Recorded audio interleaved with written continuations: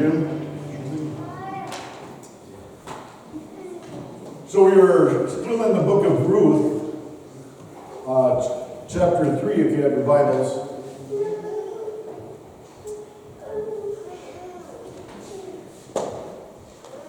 You ever wonder if you're on the right path in life, if you're doing the right things?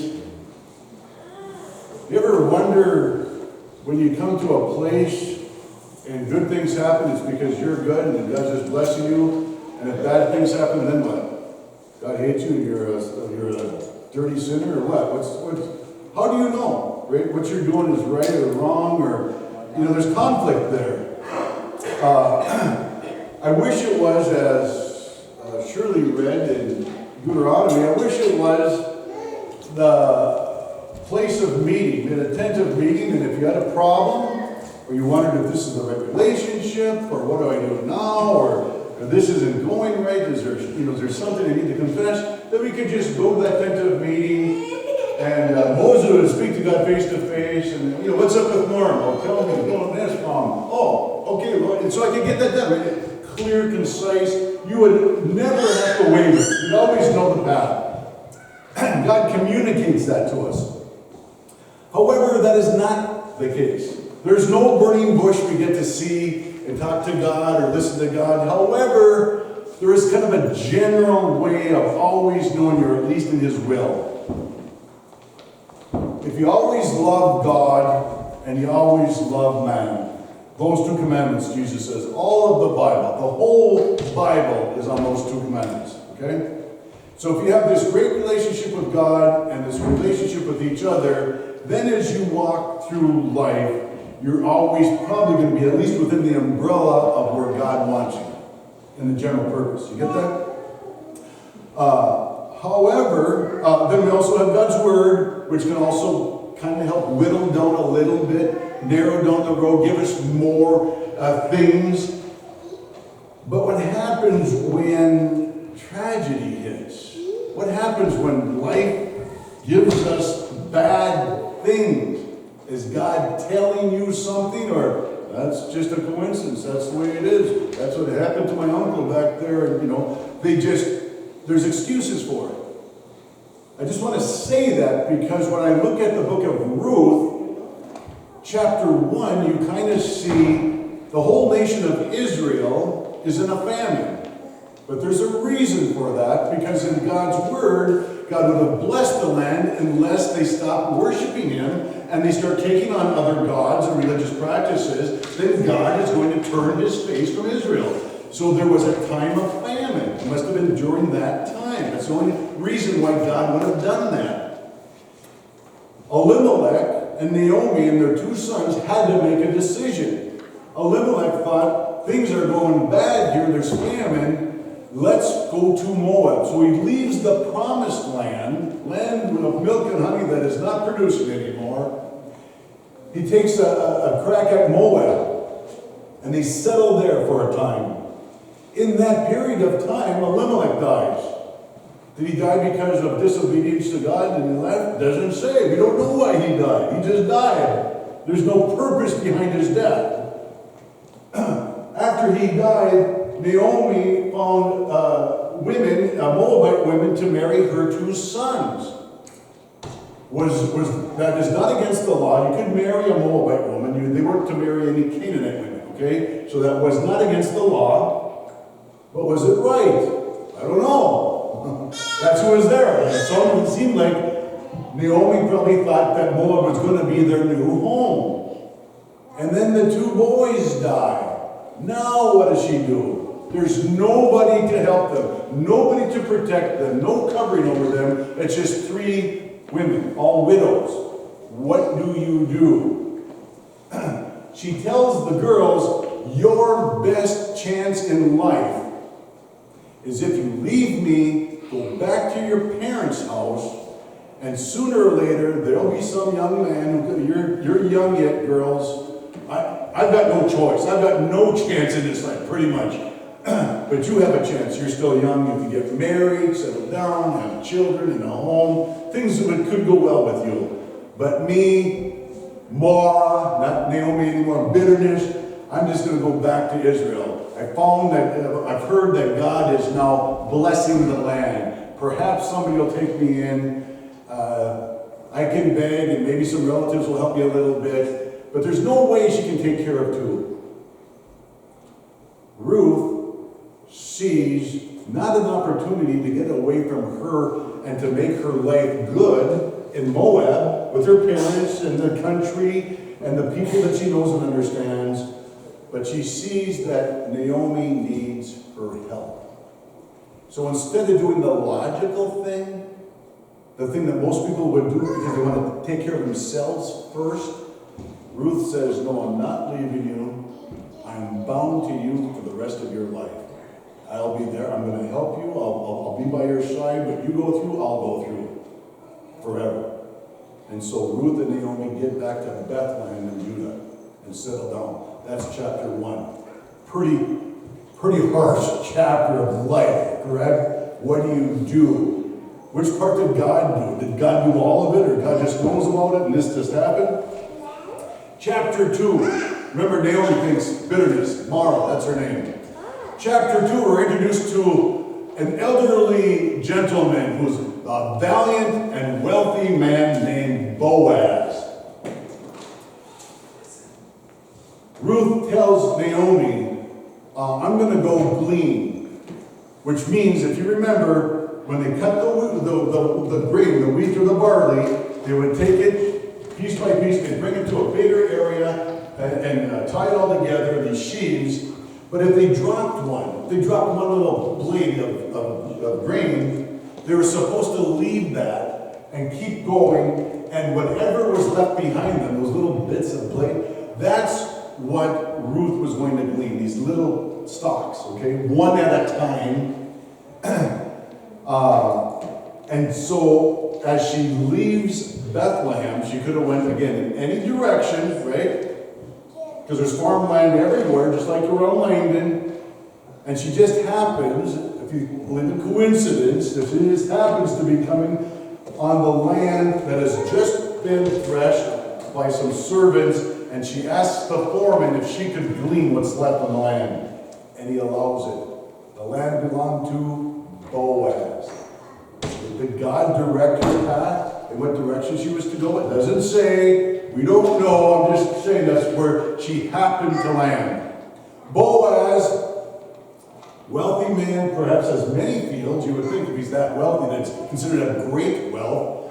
Just happens to be in this location at the time that Ruth is there. And he looks and he sees all his servants working. And the foreman is there giving him an account of what's going on. And of all the things that are going on during harvest time and all the people that are scattered, he recognizes somebody. He goes, well, actually, he doesn't recognize him. He says, who's that gleaning in my field? They said, that is Ruth, Naomi's daughter-in-law. And Boaz knows the story of what Ruth gave up to stay in Moab.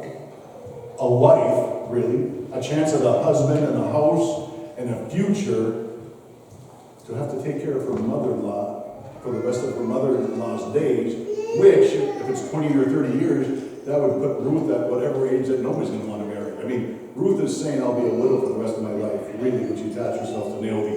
Okay, it's a huge thing. Boaz seems smitten with Ruth, if you've read chapter 2. So as she leaves to go back gleaning after lunch, Boaz tells his foreman, you know what? Let her glean anywhere she wants to. You better not say a word. I'll tell you what. Go to the sheaves and pull a few out and let her take those. So you kind of see, he wants to really help her. You see the character and heart of Boaz. He's not looking for every little bit that he can get. In fact, the law only says that all he has to give her is what she gleans, but he wants to do above and beyond the law. He sees this as a chance for him to act kind to her and her mother-in-law. So go ahead and give him extra. He also does something. You have to see the times that they're living in. These single women going out to glean, or these widows, were subject to attack. Rape, attack, and the theft of whatever grain they found that day by men. Naomi knew it, Boaz knows it, and when Boaz finally meets Ruth, he says, don't glean in anyone else's field. I've told my servants not to lay a hand on you, not to touch you, not to say anything bad to you, and I will be your protector, your covering. Now, you know the Bible verse where God is like an eagle, and like eagle's wings, he protects you. So you have to picture yourself. The word picture there is this nest, and we are these little eaglets in this nest. And if there is a bad storm, harsh, hail, rain, whatever it is, the elements that the world has to offer, this eagle with its massive wings would protect its young by making a covering, and they would be in the shadow of their wings, protected from the elements of this world. That's what Boaz says, I will be your protector. I will be your shield and your defense against the wicked elements of some of these men in this area. As long as you stay in my field during harvest time. So that's all set up. When they get back to, when she threshes out her grain, she has an ephah of grain, which is about 30 pounds, half a bushel. It is about 10 times the amount she would have had if she was a successful gleaner. You would get less than 10%, and that would be a great day for you. So when she comes up with an ephah of grain, that's all the grain, it's not the stock, it's just the grain, and she shows it to her mother-in-law, Naomi, wow, she perks up. Wow, the Lord is blessing us. And all of a sudden, her whole countenance changes. She went from Mara back to Naomi. God is in her life. Can we just say God never left her life? God's never left her. He wouldn't do that. That's not our God.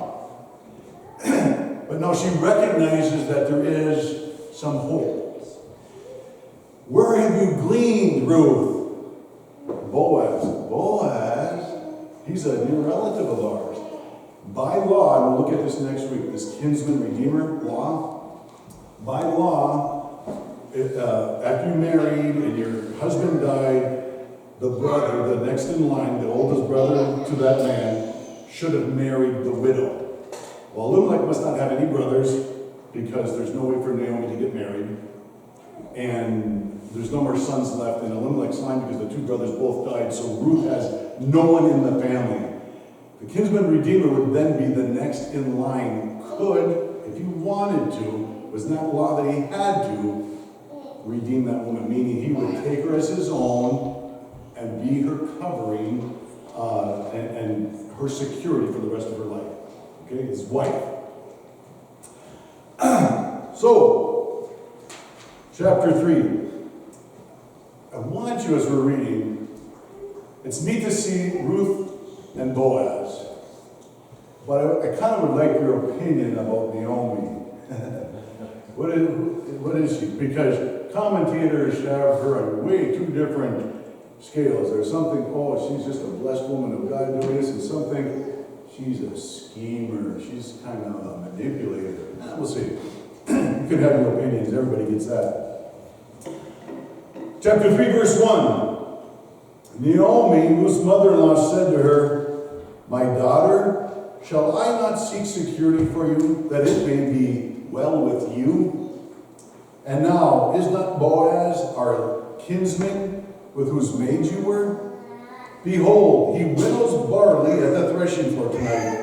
Wash yourself, therefore, and anoint yourself, and put on your best clothes, and go down to the threshing floor, but do not make yourself known until he has finished eating and drinking. That'd be drinking wine. And it shall be when he lies down, and you shall notice the place where he lies, and you shall go and uncover his feet and lie down. Then he will tell you what you shall do. And she said to her, all that you say I will do. Now just those first verses. Naomi, my daughter, should I not seek security for you? Is she just interested in Ruth? Or is she interested in herself? Because whoever Ruth is attached to, Naomi is attached to, okay? They'll have to feed two mouths there.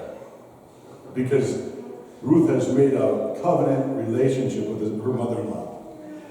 But maybe she is, thinking for her security. This is her best option. I don't want to plant any bad seeds about Naomi in your mind. Naomi does know a couple things. One, Boaz. I mean, close relative to her husband Elimelech. And he's wealthy. So that can't hurt, right? As far as wanting to make a connection for Naomi. She also somehow knows where he's going to be that night. That there's going to be eating, there's going to be drinking. It's the end of the harvest. Somehow she knows it's been Boaz's tradition for the last however many years, because this is her first time back in 10 years, that at the end of harvest, and remember that a 10-year famine. So this might be a huge success, and they're very, really celebrating all of it. She knows that maybe some village people talked or whatever, and this is what he does on the last day of harvest. He comes out there, they thresh grain, they're all done, everybody eats, everybody drinks, it's just a festive time, and then he falls asleep in the green bin. What does she tell Ruth? Does she say, why don't you hurry up and get there and talk to him about maybe getting hooked up, ask him to be your husband? She says, wash yourself because you smell like the field you've been picking wheat from, right? Barley. And after you're all washed and clean, make sure you put on white shoulders, Chanel No. 5, or whatever. I've never bought it. I don't remember buying it. Perfume or whatever kind it was. And then put on the best clothes that you have. It's like prom night for Ruth. She's going to get all dolled up. But she's supposed to be hiding and waiting till after Boaz is asleep. So why would she have to do all that if she's supposed to hide in the shadows and wait till it's dark and he's passed out, sleep, whichever, and then make herself known? Why would any woman want to do all that and then sneak into some guy's bed or whatever, Why, what's going on? Is Naomi... Anyway, I don't want to plant any seeds. I'm just saying, this is what she's telling her to do, and it sounds suspicious to me. She waits until dark. He's had his fill. There he is by this mound of seed. And he puts a little blankie around, and he's out. Pow. Here's the rest. Verse 6. Ruth went down to the threshing floor and did everything her mother-in-law commanded her. When Boaz had eaten and drunk and his heart was merry, he went to lie down at the end of the heap of grain, and she came secretly and uncovered his feet and lay down. And it happened in the middle of the night that the man was startled and bent forward, and behold, a woman was lying at his feet. And he said, who are you? And she said, I am Ruth, your maid. So spread your covering over your maid, for you are a close relative. Then he said, may you be blessed of the Lord, my daughter. You have shown your last kindness to be better than the first, by not going after young men, whether rich or poor. And now, my daughter, do not fear. I will do for you whatever you ask, for all my people in the city know that you are a woman of excellence. And now it is true, I am a close relative. However, there is a relative closer than I. Remain this night, and when morning comes, if he will redeem you, good, let him redeem you. But if he does not wish to redeem you, then I will redeem you, as the Lord lives. Lie down until morning. So that's a promise. He's making a promise to her, right? So she laid at his feet until morning and rose before one could recognize another. And he said, let it not be known that the woman came to the threshing floor. He said, give me the cloak that is on you and hold it. So she held it out and he measured 6 measures of barley and laid it on her. Then she went into the city. And when she came to her mother-in-law, she said, how did it go, my daughter? And she told her all that the man had done for her. And And she said, these 6 measures of barley he gave to me, for he said, do not go to your mother-in-law empty-handed. And Naomi said, wait, my daughter, until you know how the matter turns out, for the man will not rest until he has settled it today. So Naomi seems to know man, right? He seems to know that this guy is going to get something done. It's going to be a very positive thing. One way or another, it's going to work out for Naomi and Ruth. So initially, what do you think? Boaz had a lot to drink. His heart was merry. You understand that? Right? It doesn't say he was drunk, but his heart was merry. So he said a few. It's dark. Nobody sees her coming in. She's been hiding the whole time. She uncovers his feet. Don't you hate that? Uncovers his feet. Eventually you're going to wake up from that. I mean, I don't know. And then she lays down at his feet. It's kind of a T, right? Some time has passed. Don't know how many, but in the middle of the night. So I'll just put 3 a.m. as the middle of the night. He finally is startled. And instead of feeling the blanket, there's a human being there. And so he picks himself up and looks and he's like, who's there? She says, my name is Ruth, your servant. Now, okay, the guy is surprised that there's a woman at his feet asking to be covered up and to be married. And I used to joke around that that's how I met Linda. I just woke up one night, 3 o'clock, but I promise I'll never say that again. She's in there, yes. The door's closed. She can hear her. I know, she always says, I heard that, so I'm going to know I'm in trouble. No, nobody, no. You know her better than I do. Anyway, middle of the night, 3 o'clock, she tells who she is and what she asks him. You have to understand what she asks him. Spread your covering over your maid, for you are a close relative. Now that would be by the word of God. That would be a lawful thing to ask him to do his duty as to be her husband. Okay? I'm going to go back and remind you what he said to Ruth in chapter 2, verse 8. He calls her daughter. My daughter, don't go anywhere else. You stay on my property. I've told my guys you better not touch that woman. And as long as you're here, you're safe. I will be your covering. He is, in fact, acting as a husband would do, or in a widow's case, the next of kin would do. The next brother or whoever's in line to be her husband. He's acting as her husband and protector. Her security. Way back then when she first met her. Okay? They call her daughter. Close relative. What she is asking Boaz is, would you extend your relationship with me forever? What do you think about that? Now,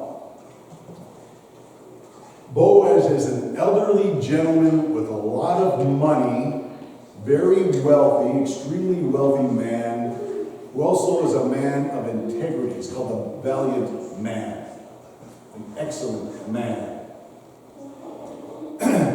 What does Ruth have to offer in that relationship? She's already been married, she's a widow. She doesn't have any money, she's gleaning his fields. She's a foreigner, right? She's from Moab. She's got a mother-in-law that's attached to her as well. What is it that she could, what's she going to bring to that relationship? I mean, not a lot of guys are going to think she's the pick of the crop, right? She's the one I always wanted to marry. Somebody poor, a foreigner, with a mother-in-law. You know, that's the one for me, right? I mean, I'm just saying, times have not changed. Everything's the same. She has nothing. Except for Boaz does not see it that way. Anybody know who Anna Nicole Smith is? Okay, do you know the billionaire that she married? She dated for 2 years and then married him. She was 27, he was 89. The marriage lasted 1 year.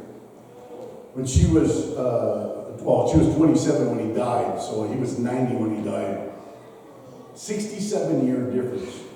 A lot of people think Anna Nicole Smith married him for his money. Don't want to plant any seeds, don't have any idea, don't know those people, not judging any of that. I'm just saying, I would imagine a lot of people would think the same thing about Ruth with Boaz in the threshing floor. Why is she there? Right? I'm just saying. That's Boaz is the one who doesn't think that he's good enough for Ruth. Do you understand what he says? Your kindness to me, to ask me to do this, to be your security and covering your husband, is far greater than the kindness you've shown even to your mother-in-law. Because you could have went after younger men, whether rich or poor. You could have went with all these guys, because that was very typical of the day. If you're a widow, you try to make ends meet however you could, by whoever you could do it with. And hopefully one of them would take you in. That's just what they did back then. They compromised their morality. Boaz says this line, which is hugely important. He says, all the people in town, everyone in Bethlehem, know that you are a woman of excellence, valiant. The same word used in Scripture to describe Boaz, the townspeople are describing Ruth as. There is something far deeper in Ruth that everybody sees, but Ruth is just Ruth. She just sees an opportunity, that's what she does. But everybody else went, this woman is of excellent character. Same as Boaz. Good news, bad news. Good news is Boaz is smitten and he wants to marry her. And I'm wondering, this is again just me thinking things, reading this. He's an older man, much older than her, apparently. We don't know how many years. Has everything, but he's not the nearest kin. He's not the closest relative. What I picture here is a man who is in love and wants to marry Ruth. Now he has a chance to sleep with Ruth. If he wanted to, he would, and should probably allow it, possibly. That way, the near relative probably wouldn't want anything to do with Ruth. That's one. Number two is, you notice when he wants her to leave, make sure nobody sees you leaving. Why is that? You ever think about when you're walking away from... I remember seeing a guy back home in Minnesota. Everybody in town kind of knew he was having an affair with this woman. So you'd see him coming from that block, from that house, and then going to where his wife lived. Everybody knew, oh, he was with that woman, right? You just do. So what do you think about Ruth coming out all night in the threshing floor and starts walking home at 6 o'clock in the morning and like, oh, there's Ruth. Oh, at Boaz's place. You think anybody would stop talking? Old man Boaz has finally found himself a young chick, right? Or something. So Boaz could have done that, and the favor would have went to Boaz, and because if I was the near relative, I'm like, I don't want her. If she's been with you, I don't want her. And so Boaz could have kind of cemented the deal, so to speak. Ruth could have slept with Boaz, or at least enticed him to it. He was drunk. Anybody ever say, well, I didn't want to, but, I was drunk, so I couldn't help myself. Apparently you can help yourself. You do know what you are doing. It wasn't that tipsy. But Ruth could have sure snuck in there instead of being on his feet, been side by side, kind of spooning kind of a thing going on. And she could have cemented the deal by sleeping with him. But her character would not allow it. And his character would not allow it. It's telling me something far greater than what's taking place here is our character is exposed before a lot of men and women. Ruth's character was exposed. She's called excellent. Boaz's character is exposed. He's called valiant. These people's character is exposed in chapter 3 pretty intimately, and yet neither one of them crosses that line. Both of them want to keep each other's character intact.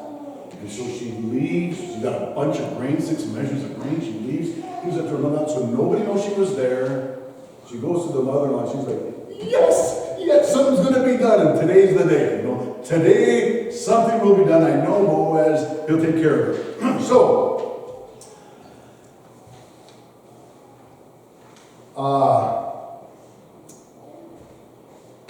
I'll tell you how I want to end. I wanted to end by reading something because I've read this story a million times, and I never really understood the character of Boaz and Ruth that plays such an important part. Mostly because I see the character of most people that I know would never have done that. They never would have kept themselves separate. I don't think I would have kept myself separate. I mean, I just want to be honest, if that would have happened to me at that time, I don't know if I would have kept myself pure and her pure. I don't know how many people actually would, especially if there was already feelings for her at that time. But Boaz wasn't that guy, and Ruth was not that woman, okay? Tells me something about character and integrity. I want to close with Psalm 31, but I've edited it. I've kind of embellished on it to include men and women. It is for the woman, but it is men and women's integrity, and it is used for relationships, period, I would say. A wife or a husband of noble character, who can find one? They are worth far more than all the wealth in the world. Anything that money could buy. Her husband has full confidence in his wife. His wife has full confidence in her husband. They lack nothing of value. They bring good and not harm to each other all the days of their life. They get up while it's still early. They provide food for their family.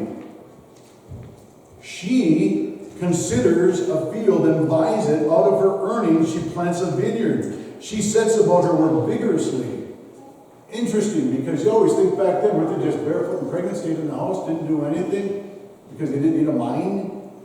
And yet this woman of noble character, she's somebody, and her husband is apparently is encouraging her, like, man, you are sharp when it comes to this stuff. Go ahead. You know the field. You know, it seems like you're doing good at that. She buys the field, considers it, and then takes the proceeds, and she gets a vineyard. I mean, it's kind of interesting. We think, oh, you come a long way, baby. But honestly, they were way back then had that down. She opens her arms to the poor and extends to the needy. That's her and Boaz both, obviously. Her husband is respected at the city gate where he takes his seat among the elders. She is clothed with strength and dignity. She speaks with wisdom, and faithful instruction is on her tongue. She watches over the affairs of her home. Her children arise and call her blessed. Her husband also praises her. He says, many women do noble things, but you surpass them all. Charm is deceptive and beauty will be fleeting, but a woman or a man who fears the Lord will always be